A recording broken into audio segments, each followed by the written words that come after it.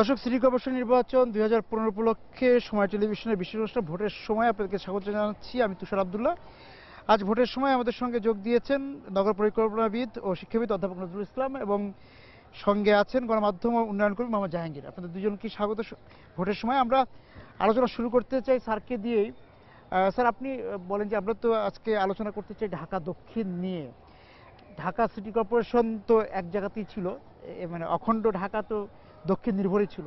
সেই জায়গা থেকে ঢাকা দক্ষিণের যে বিবর্তন হলো, কতটা মানে পরিকল্পনাহীনভাবে যে হলো, সেই জায়গা থেকে যদি আপনি শুরু করেন।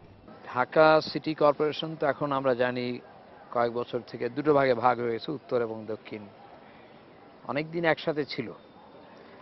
তার আগে কিন্তু 80-র দশকে 3টি সিটি ছিল: Dhaka municipal corporation, Mirpur municipality, Gulshan পৌরসভা ছিল। পৌরসভা।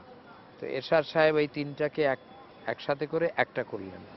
তো সেটা তো 87 সন থেকে এই পর্যন্ত, এই 2010 এই পর্যন্ত ছিল।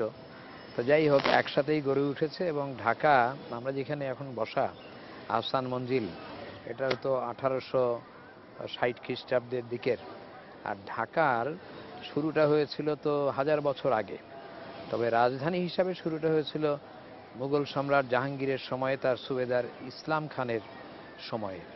সেটা উনি এসেছিলেন 1608-এ এই নদী দিয়েই, এবং 1610-এ প্রাতিষ্ঠানিকভাবে রাজধানী হিসাবে ঢাকা প্রতিষ্ঠিত হয় এবং তিনি সম্রাটের নামে নাম রাখেন জাহাঙ্গীরনগর। তো সেই 1610 থেকে আজকে 2015, এত বছর হয়ে গেল। তো যাই হোক, প্রায় 500 বছর, মানে 400 বছর তো অতিক্রম করে গেছে।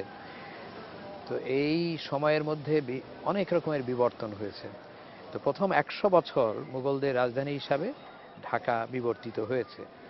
তারপরে ব্রিটিশরা আসলো যখন 1757 পলাশি দিয়ে, এবং 1765 ঢাকা ব্রিটিশের অধীনে গেল।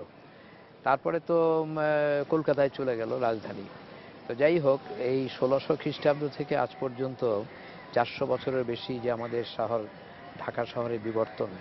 পুরাতন ঢাকা বলা হতো, এখন ঢাকা দক্ষিণ সিটি কর্পোরেশন। এবং এই পুরাতন ঢাকা এলাকা তো কত হবে, 50 বর্গ মাইল, এর বেশি না। এইখানে আমাদের 40 লক্ষ লোক, বিশাল জনসংখ্যা, ঘনত্ব অনেক বেশি, বাড়ির উপর বাড়ি, বিল্ডিংয়ের উপর বিল্ডিং, পাশাপাশি জায়গা নেই। তো কিন্তু এই ঢাকা হলো আমাদের একজন পরিকল্পনাবিদ ব্রিটিশ, তিনি একটা প্রতিবেদন লিখতে গিয়ে লিখেছিলেন, সদরঘাট হলো ঢাকার মুখ, এইখান দিয়ে সব খাবার ইত্যাদি সব আসে নদী পথে। এখনো তাই, এখনো লক্ষ লক্ষ মানুষ প্রতিদিন নদী পথে আসা যাওয়া করে। এখন আমি এটা বলি যে একেবারে প্রাণ কেন্দ্র এখনো কিন্তু পুরাতন ঢাকা এবং দক্ষিণ সিটি কর্পোরেশন। যেমন এই যে আমরা মিউনিসিপ্যাল কর্পোরেশনের কথা হলো, সিটি কর্পোরেশনের কথা হলো, সেই জায়গা থেকে যদি আপনি শুরু করেন যে আমাদের যারা অভিভাবক ছিলেন ঢাকার, তারা কতটা নাগরিক বান্ধব হয়ে উঠতে পেরেছেন বা পেরেছিলেন? ধন্যবাদ তুষার। আজকে একটা ঐতিহাসিক ভবনের সামনে দাঁড়িয়ে ঢাকা সম্পর্কে দুটো কথা বলার সুযোগ পেয়েছি, এজন্য ধন্যবাদ জানাই।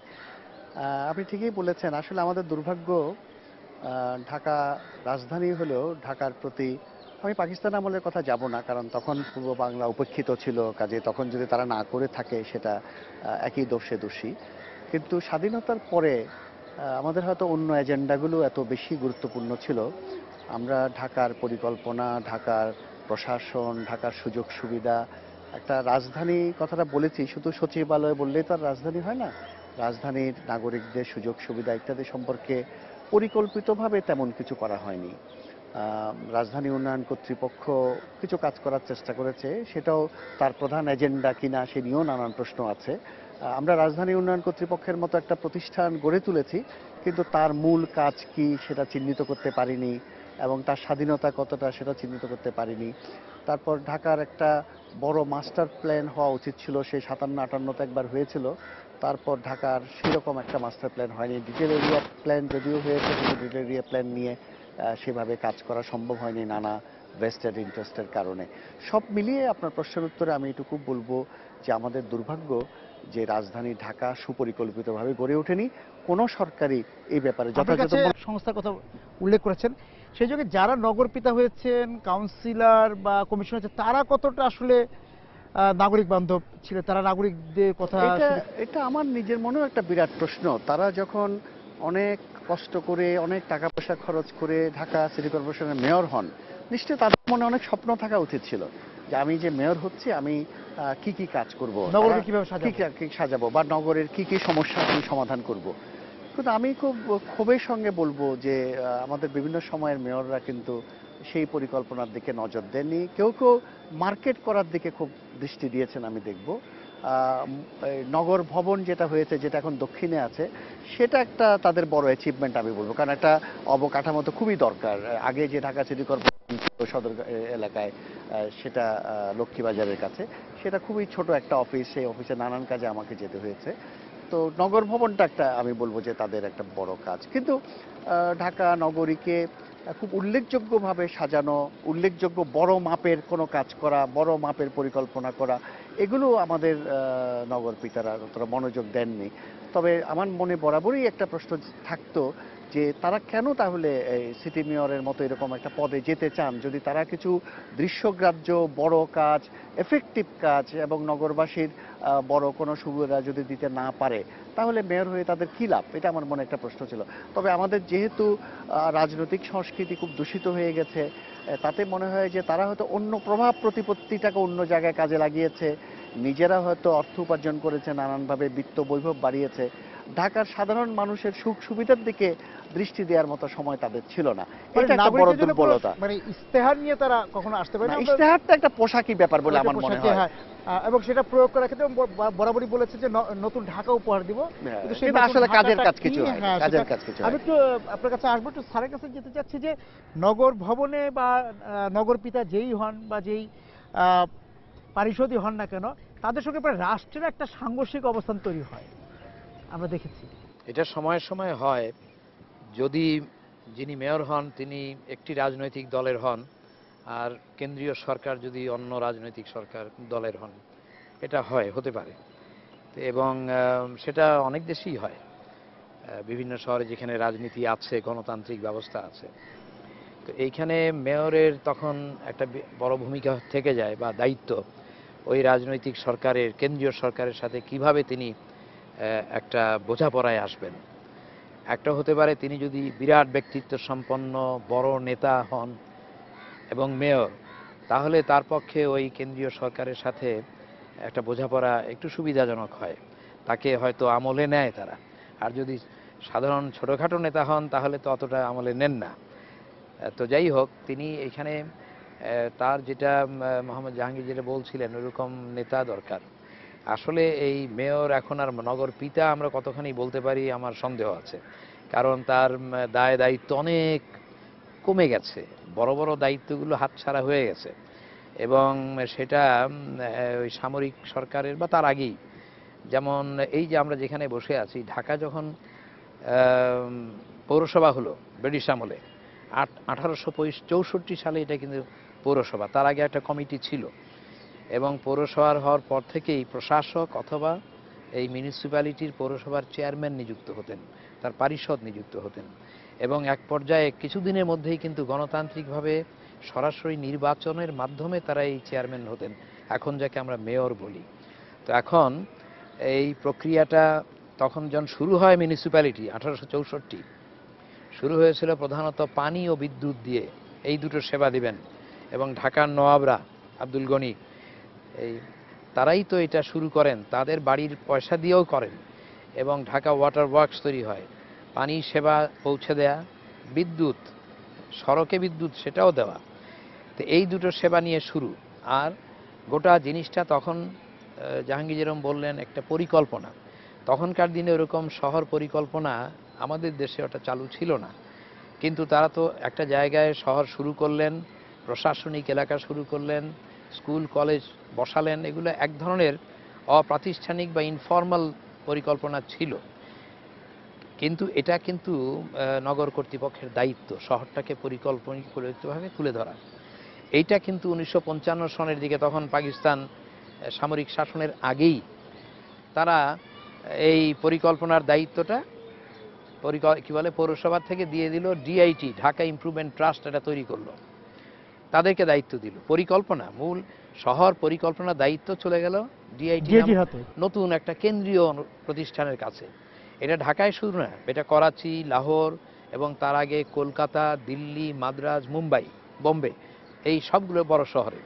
তো ওই একই ধারায় তাতে হলো কি, মেয়রের হাত থেকে পরিকল্পনার দায়িত্ব মনে করলেন চলে গেল, বা ক্ষমতাও চলে গেল। 2 নাম্বার চলে গেল পানি, ওয়াসার হাতে চলে গেল। তো যেই পানি দিয়ে তার সেবা শুরু, সেটা থাকলো না। তিনি দায়িত্বমুক্ত হলেন, কিন্তু জনগণের সাথে তার সম্পৃক্ততা কমে গেল। একইভাবে বিদ্যুৎ কমে গেল। এই 3টি প্রধান কাজ তো চলে রয়ে গেল কি, বর্জ্য আবর্জনা হ্যাঁ। পরিষ্কার করা। আরেকটা ভালো কাজ, এটাও ভালো কাজ, আর একটি সুন্দর কাজ সেটা হলো বাগান, উদ্যান, পার্ক, এগুলো। রমনা পার্কে আমরা দেখতাম এককালে মেয়র সাহেব বিদেশি অতিথি আসলে তাকে একটা চাবি উপহার দিতেন। এই চাবির সংস্কৃতিটা ভালো ছিল, কিন্তু এখন সেটাও আর নেই।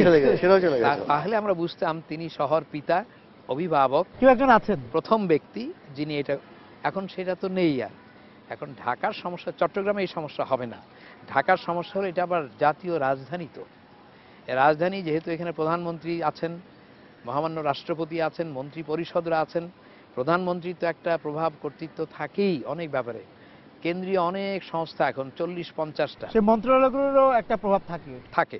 এখন এতগুলো মন্ত্রণালয়, প্রতিদিনই নতুন নতুন মন্ত্রণালয়। সর্বশেষ বোধহয় মন্ত্রণালয় আমাদের খুবই আনন্দের বিষয়, সেটা হল মুক্তিযুদ্ধ বিষয়ক মন্ত্রণালয়। এগুলো তো আগে ছিল না।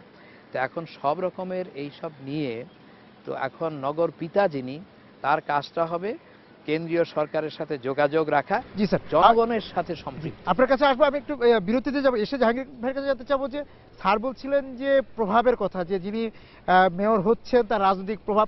আমরা দেখেছি যে ঢাকা সিটি কর্পোরেশন যারা মেয়র হয়েছেন তারা মানে বিভিন্ন রাজনৈতিক দলের প্রভাবশালী নেতারাই হয়েছেন বিভিন্ন সময়ে।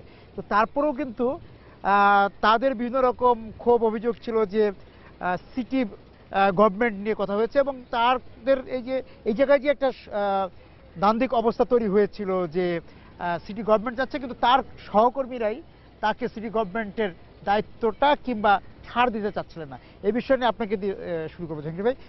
দর্শক, ভোটের সময় আবারও বিরতিতে যাচ্ছে, ফিরে এসে কথা হবে নগর নিয়েই। জাহাঙ্গীর ভাই, যে জায়গাটা আমি আপনার কাছে জানতে চাচ্ছিলাম যে তাহলে এই যে প্রভাবশালী রাজনৈতিক ব্যক্তিত্বকে আমরা দেখেছি বিগত সময়গুলোতে, বিশেষ করে 90 পরবর্তী সময়ে আমরা দেখেছি, তারাও কিন্তু সংবাদ সম্মেলন বা জনসভার মাধ্যমে বিভিন্ন সময় আবেদন জানিয়েছেন যে সিটি গভর্নমেন্ট করা হোক, আমাদেরকে আলাদাভাবে সিটি সরকার গঠনের সুযোগ দেওয়া, কিন্তু তাদের কথা কিন্তু কেউ শুনেননি। ধন্যবাদ তুষার। আমি নজরুল স্যারের সঙ্গে একমত যে প্রভাবশালী রাজনৈতিক নেতা যদি মেয়র হন, তার পক্ষে কিছুটা সুবিধা আদায় করা সম্ভব। আমি বলবো খুব সামান্য, খুব সামান্য। কারণ আইন কানুন এমন, নীতি আইন হচ্ছে প্রধান সমস্যা। সে কারণে স্যার যেমনটি বলছিলেন যে পানি, বিদ্যুৎ, পরিকল্পনা, তারপর ধরেন আরো অনেকগুলো, না সেগুলো পারে, যেগুলো পারে না সেখানে সে যেতেই পারে না।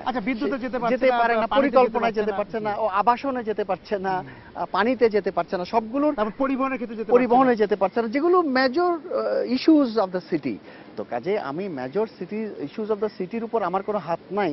শুধু ফুটপাত পরিষ্কার করা, আবর্জনা পরিষ্কার করা, সেটা যত ভালো কাজ হলেও সেটা দিয়ে একটা মেয়রের ক্ষমতার সেটা আলাদা আলোচনা, সেটা আলাদা, কিন্তু সেই ক্ষমতা তার আছে, যেতে পারে।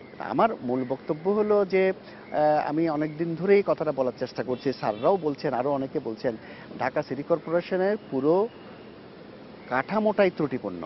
এবং আমি দুঃখের সঙ্গে বলছি যে উত্তর দক্ষিণ ভাগ করা হয়েছে, এটাও একটা ত্রুটিপূর্ণ পদক্ষেপ বলে আমি মনে করি। এটা দিয়ে ভবিষ্যতে কিছু কিছু নতুন প্রবলেম অ্যারাইজ করবে, সেটা ডিটেলস আমি যাচ্ছি না। নতুন প্রবলেম অ্যারাইজ করবে। হতে পারতো যদি দুজন ডেপুটি মেয়র হতো, যদি ডেপুটি মেয়র হতো, তাদেরকে ক্ষমতা দিয়ে তারা দুই দিকে দেখতো, এবং মেয়র যিনি আছেন, মেয়র তো তিনি আছেনই। কাজে এই ত্রুটিটা কিভাবে ভবিষ্যতে সারানো হবে আমি জানি না। তবে আপনি যে সিটি গভর্নমেন্টের কথা বলছেন, ওটাই হলো আসলে আসল সমাধান। এই যে ঢাকার 56টি এজেন্সির উপর 8টি মন্ত্রণালয়ের কর্তৃত্ব, সেটা সিটি কর্পোরেশনের মেয়র কিছুই করতে পারবে না। ওখানে 8টি মন্ত্রণালয়ের কথাই টিকে থাকবে, 8টি মন্ত্রণালয়ের সচিব যেভাবে চাইবেন সেভাবে হবে, এবং এই 56টি এজেন্সি নিজ নিজ মন্ত্রণালয় যেভাবে নির্দেশ দেবে সেভাবে কাজ করবে। সিটি কর্পোরেশনের মেয়র বড়জোর তাকে একটা চিঠি দিয়ে অনুরোধ করতে পারবে, এমনকি তিনি প্রভাবশালী নেতা হলে প্রধানমন্ত্রীকেও অনুরোধ করতে পারেন, কিন্তু প্রধানমন্ত্রীর পক্ষে প্রতিদিন 8টি মন্ত্রণালয়কে নির্দেশ দেয়া, তার এজেন্ডা বহির্ভূত জায়গায় যাওয়া কোনোদিনই সম্ভব হবে না। সেজন্য আমরা অনেকেই দাবি করছি যে ঢাকায় পুরো কাঠামোটা পরিবর্তন করে একটা সিটি গভর্নমেন্ট করা হোক। সিটি মেয়র তিনি মন্ত্রীর পদমর্যাদায়, এই 56টি এজেন্সির উপর তার কর্তৃত্ব থাকবে এবং ওখানে 8টি মন্ত্রণালয় কোনো নাক গলাবে না, এটা সিটি কর্পোরেশনের অফিস হ্যান্ডেল করবে। ওখানে কিন্তু আবার উত্তর দক্ষিণ একটা সমস্যা হয়ে যেতে পারে যদি সিটি গভর্নমেন্ট হয়। না না, সেখানে আমার আগের কথায় আমি ফিরে যাচ্ছি, দুইটা ডেপুটি মেয়র হয়ে সেই কাজটাকে সিটি মেয়র পরিচালনা করতে হবে। বড় মাপের কোনো পরিবর্তন করা উত্তর দক্ষিণের মেয়রের পক্ষে বর্তমান কাঠামো বজায় রেখে সম্ভব হবে না বলে আমি মনে করি। স্যার কাছে আবার যাচ্ছি যে ওয়াসা তো ওয়াসাই থেকে যাচ্ছে, ওয়াসা তো উত্তর দক্ষিণ হচ্ছে না, তারপর হচ্ছে বিদ্যুতেরও উত্তর দক্ষিণ হচ্ছে না, তা সেই জায়গায় আসলে সমন্বয়টা কিভাবে হবে? জাকির ভাই সমাধানের কথা বলেছেন, ওই আগের প্রশ্নটা আর এটা তো মানে সম্পর্কিত, তো আমি ওইখানে একটু কারণ উন্নয়নের ক্ষেত্রে তো আর ওইটা আমি একটু মন্তব্য করি। এই যে নগর কি এটা গভর্নমেন্ট, নগর সরকার, সিটি গভর্নমেন্ট, হ্যাঁ, এইটা এখন খুব দুঃসাধ্য ব্যাপার হবে। এটার বোধহয় অন্যরকম প্রয়োজনীয়তা, আমি এই নিয়ে অনেক চিন্তা করেছি, লেখালেখি করেছি, আমরা অনেক আলোচনা করেছি। এখন ঢাকায় এই 2 ভাগ হওয়ার পরে আরেকটা বাস্তবতা এসছে। আমি যেমন একটু আগে বলছিলাম, আগে ছিল 3টা, উত্তর আবার নতুন। যখন এটা বিভাজন হয় আমি লিখেছি যে কমপক্ষে 5টা হওয়া উচিত ছিল যদি ভাগ করতে হয়, এবং দেখলাম আমরা ভাগ করবার পরে, এখানে ভাগ হওয়ার পরে 1 মাসের মধ্যে দিল্লি 3টা ভাগ হলো। দিল্লি আগেই ছিল পুরাতন দিল্লি, নতুন দিল্লি হলো একটা, আর এই পুরাতন দিল্লিকে আবার 3 ভাগে ভাগ করলো, পশ্চিম দক্ষিণ পূর্ব, এরকম 5টা। এখন দিল্লিতে 5টা মিউনিসিপ্যালিটি, এবং তার উপরে হলো দিল্লি স্টেট গভর্নমেন্ট, যেটা কেজরিওয়াল এখন মুখ্যমন্ত্রী। এটা বাস্তবতার কারণে প্রয়োজনে দিল্লিরও লোকসংখ্যা ঢাকার মতো 2 কোটি, আশেপাশে অনেক নতুন শহর হয়ে গেছে, প্রত্যেকে আলাদা আলাদা মিউনিসিপ্যালিটি। কলকাতা পাশে হাওড়া আলাদা, সল্ট লেক আলাদা, এরকম। তো এইগুলো ভিন্ন ভিন্ন মিউনিসিপ্যালিটি। বরং এখন আমি যেটা দেখি ঢাকার বেলায় প্রশাসনিক মেয়রদের দক্ষতা, ক্ষমতা ইত্যাদি মিলে যত ছোট মেয়র হয় মানে এলাকার, ততই ভালো। তাহলে তখন কি হবে? তখন হবে একটা সুপার সরকার, সবগুলো মিলিয়ে একটা সরকার। তো সেটা যেমন লন্ডনের বেলায় সবচেয়ে ভালো বন্দোবস্ত, অনেকগুলো বড় আছে, প্রত্যেকটি কিন্তু স্বশাসিত। মাত্র 5টি কাজ হলো সিটি মেয়রের। কেন লিভিংস্টোন যখন মেয়র আমাদেরকে দাওয়াত দিয়েছিল, আমিও গিয়েছিলাম, আমাদের মেয়র যেতে পারেন নাই তখন। তো সেখানে তার মাত্র 5টি কাজ, তার মধ্যে একটি হলো পরিবহন, যেটা আমাদের এখানে নেই, যে গণপরিবহন। আর আরো গুরুত্বপূর্ণ পরিকল্পনা, নগর পরিকল্পনা তার, পুলিশ পর্যন্ত তার। তো এই যে জিনিসগুলো আমাদের এখানে একটাও নেই। তো এখন তাহলে হবে কি, একটা সুপার গভর্নমেন্ট দরকার, যিনি এটা হবে সমন্বয়কারী। একটা জিনিস যদি আপনি একটু বলেন, যে আপনি বলছেন যে ছোট ছোট যদি আরো 5টা বা আরো বেশি, তাহলে সার্ভিস এজেন্সিগুলো কিভাবে আন্ডারে থাকবে? সার্ভিস এজেন্সি এটা হবে, যেমন একটাকে ধরি ওয়াসা, আমি নিজে ওয়াসার চেয়ারম্যান ছিলাম, আমার অভিজ্ঞতাতে বলতে, এটা একটা সার্ভিস যেটা সবখানে দিচ্ছে। এখন এলাকা ভিত্তিক, শহর ভিত্তিক বা পৌরসভা ভিত্তিক ওয়াসা কিন্তু ঢাকা সিটি কর্পোরেশন একা না, ওয়াসার অধীনে কিন্তু নারায়ণগঞ্জ 2টা বড় বড় সিটি কর্পোরেশন, এখন 3টা। টঙ্গী এখনো ওয়াসার অধীনে না। তো এখন ওয়াসা একটা আধুনিক প্রক্রিয়ায় পানি সরবরাহ করে। সিটি মিউনিসিপ্যালিটির প্রক্রিয়া ছিল কি, চান্দিঘাট ওয়াটার ওয়ার্কস প্রথম থেকে, তো অভিজ্ঞতা ছিল, কিন্তু এটা বড় হয়ে যাওয়াতে এটা ওয়াসাকে দিয়ে দেওয়া হলো। এখন ওয়াসা এই পৌরসভাগুলো যেভাবে চাহিদা দিবে সিটি কর্পোরেশন সেইভাবে তাকে সরবরাহ করে। দুটার মধ্যে ঘনিষ্ঠ সম্পর্ক থাকতে হবে। একই কাজ এই দেশার বেলায় ওটা একটু সমস্যা কম, একই কাজ পরিবহনের বেলায় আরও কঠিন। পরিবহন আরও কেন্দ্রীয় হতেই হবে।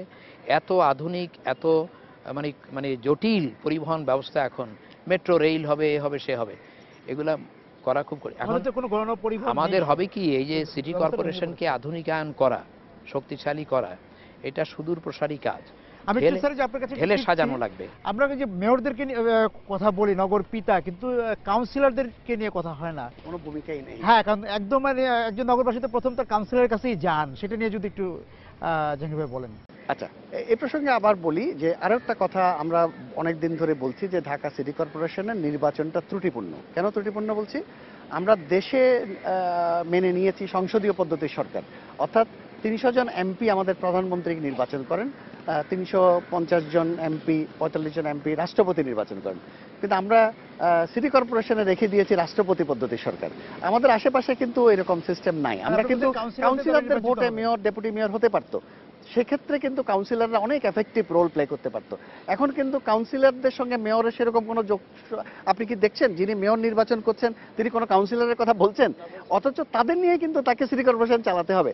একটা অদ্ভুত সম্পর্ক হবে মেয়রের সঙ্গে কাউন্সিলরদের, আলাদা এবং সেজন্য মেয়র একক কর্তৃত্বে কিন্তু ঢাকা শহর পরিচালনা আমি আবার করবে। আপনার কাছে আলোচনা ফিরছে, বিরতিতে যাচ্ছি দর্শক, ভোটের সময় আবারও বিরতিতে যাচ্ছি, ফিরে এসে পদ্ধতির মধ্যে একটা ত্রুটি আছে, সেটা আমাদের একটু গবেষণা করা উচিত। শুধু কলকাতা পৌরসভার নির্বাচনটা স্টাডি করলেই হবে।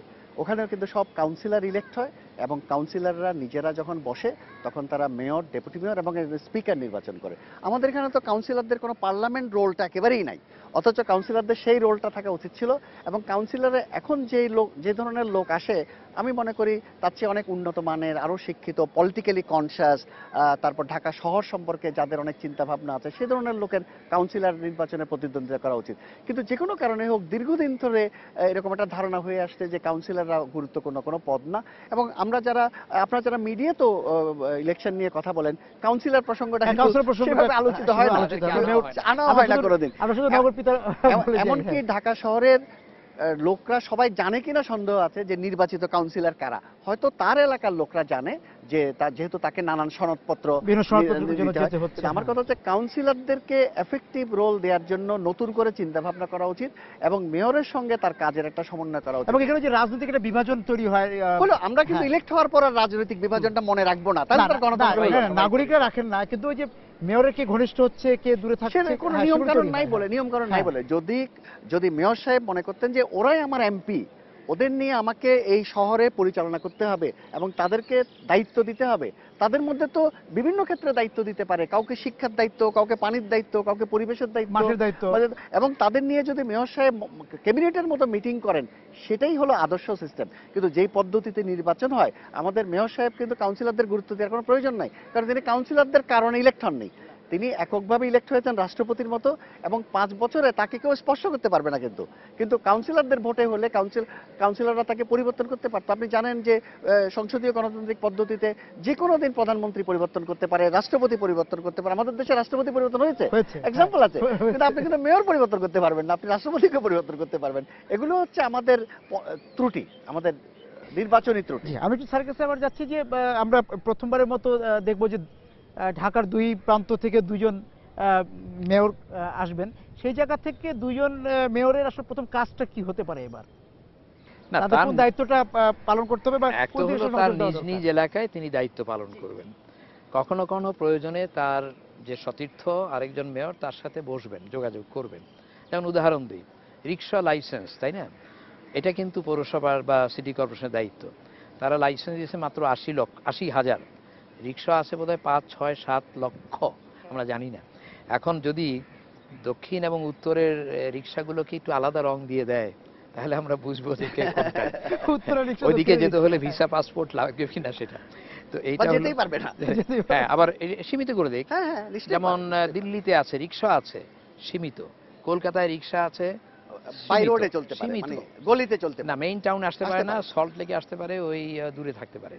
তো যাই হোক, এখন যেটা বললেন তিনি কি করবেন, তিনি তার তো ম্যান্ডেট জানেন, তিনি কি কি করতে পারেন, কি কি তার দায়িত্ব, সেইগুলো তিনি একে একে ধরবেন, পালন করবেন। আর মোহাম্মদ জাহাঙ্গীর যেটা বললেন যে তার যে কাউন্সিলর তার সাথে তাদের সম্পর্ক, তাকে একটা ক্যাবিনেট মতো মনে করতে হবে।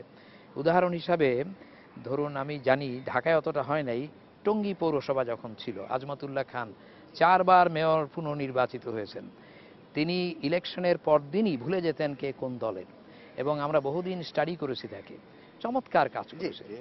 এবং উভয় দল বা বিভিন্ন দলের যারা এসছেন একসাথে কাজ করেছেন, এটা হলো নেতৃত্ব। এখন ওই যে সেবার কথা বলি, আমার অভিজ্ঞতা থেকে বলতে পারি, যেমন ওয়ার্ড কাউন্সিল যখন ছিল 90টা ওয়ার্ড, এদের কোনো ভালো অফিসও ছিল না, এদের কোনো অফিস কর্মকর্তাও ছিল না, এদেরকে ক্ষমতাবান করতে হবে, ক্ষমতা আনতে হবে এই আইন করে। একটা কাজ করতে হয়েছিল 89-তে, এটা করা হয়েছিল, আমি এর সাথে যুক্ত ছিলাম সরাসরি। সেটা হলো সেবা প্রদানের জন্য এই কিছুটা বিকেন্দ্রীকরণ, প্রশাসনিক 10টি জোন করে দেওয়া হলো। হ্যাঁ, জোন হয়েছে। এগুলো আছে, এগুলো কিন্তু খুব শক্তিশালী, তাদের সব কিছু আছে, জনবল আছে, কিন্তু এর প্রধান হওয়ার কথা বাই টার্ন নির্বাচিত ওয়ার্ড কমিশনারদের একজন। তো এটা সাধারণত একজন ডেপুটি সেক্রেটারি অথবা একজন মেজর সাহেবকে দিয়ে পরিচালনা করা হয়। হওয়া উচিত গণতান্ত্রিকভাবে। প্রধান প্রকৌশলীর না, এটা ওই যে প্রধান যিনি হবেন, আঞ্চলিক আমাদের রিকমেন্ডেশন ছিল প্রধান যিনি হবেন ওই এলাকার ওয়ার্ড কমিশনারদের একজন হবেন, কিন্তু কার্যত হয়ে যায় আবার ওই প্রশাসনিক। তো হোক, কিন্তু ওইখানে একটুখানি বিকেন্দ্রীকরণ আছে, কিন্তু ওয়ার্ড লেভেলে নাই, যেটা হওয়া উচিত। এবং একটা হওয়া উচিত ওয়ার্ড কমিটি, যেটা পৌরসভাগুলোতে আছে। যে আমাদের সময় পৌরসভায় শেষ হয়ে আছে গেছে, পৌর কমিটি, যে এই জাহাঙ্গীর ভাই কমিটিটা দেখতে চাচ্ছে, দরকার। আপনি কি দেখতে চাচ্ছেন যে তাদের না, আসলে আমি মনে করি যে যারা মেয়র পদে প্রতিদ্বন্দ্বিতা করছেন তারা তো একটা ইশতেহার প্রচার করছেন, এবং যিনি নির্বাচিত হবেন তার প্রতি আমার আবেদন থাকবে, আপনি বছরওয়ারি কি কাজ করতে চান সেটা জনসমক্ষে জানান, যে আমি প্রথম বছর এই করতে চাই, কর্মসূচি। দ্বিতীয় বছর, কারণ ইশতেহারে কিন্তু একটা জেনারেল ডিসক্রিপশন আছে। উনি হয়তো 4.5 বছর পরে এটা পূরণ করতে চাইলেন, তাহলে আমাদের কোনো লাভ হবে না কিন্তু। কিন্তু উনি তখন বলবেন, কেন আমার তো সময় এখন আছে, আমার তো আরো 6 মাস আছে, এই 6 মাস আমি করবো। আমি সেটা বিশ্বাস করি না। আমি মনে করি বছরওয়ারি, বছরওয়ারি তাকে একটা নতুন করে ইশতেহার দিতে হবে। এটা হলো ওয়ার্ক প্ল্যান, 5 বছরের পরিকল্পনা বছরওয়ারি দিতে হবে, তাতে আমি রেজাল্টটা দেখতে পাবো। আমি প্রসঙ্গে একটা কথা বলি, যেহেতু শুরু থেকে আমরা অনেক রকমের দুর্বলতা চিহ্নিত করেছি, তো আমরা বহু বছর ধরে আলোচনায় কিন্তু দুর্বলতার কথা বলে যাচ্ছি, এগুলো সমাধান হচ্ছে না। আমি সরকারের কাছে একটা আবেদন জানাবো আপনার অনুষ্ঠানের মাধ্যমে, এই ইলেকশন হয়ে যাওয়ার পরে তারা ঢাকা সিটি কর্পোরেশনকে একটা এফেক্টিভ অর্গানাইজেশন হিসেবে ডেভেলপ করার জন্য একটা কমিশন গঠন করে সুপারিশ দিতে পারে, যে প্রবলেম আইডেন্টিফাই করুক, সুপারিশ দিক, এবং এই জন্য বিশেষ করে দিল্লি স্টেট গভর্নমেন্ট এবং দিল্লি মিউনিসিপ্যালিটি স্টাডি করা, কলকাতা মিউনিসিপ্যালিটি স্টাডি করা, এবং দক্ষিণ পূর্ব এশিয়ায় আরো কয়েকটা মিউনিসিপ্যালিটি স্টাডি করে স্টাডি করা আছে। তো তার সুপারিশ মালাগুলো নিয়ে, আমাদেরই কেউ করেছেন, হ্যাঁ, তার সুপারিশ মালাগুলো নিয়ে সরকার যেন পরের ইলেকশনটা ওই সুপারিশ মালার ভিত্তিতে করেন। জি, আমাদের সময় শেষ। আপনাদের দুজনকে ধন্যবাদ আজকে আমাদের ভোটের সময়ে যোগ দেওয়ার জন্য। দর্শক যারা ছিলেন আজকে ভোটের সময়ের এই আলোচনার সঙ্গে, আপনাদেরকে ধন্যবাদ জানিয়ে শেষ করছি আজকে ভোটের সময়। দেখা হবে আগামী দিন। আপনার শহর সুন্দর হোক, সুন্দর থাকুন আপনি।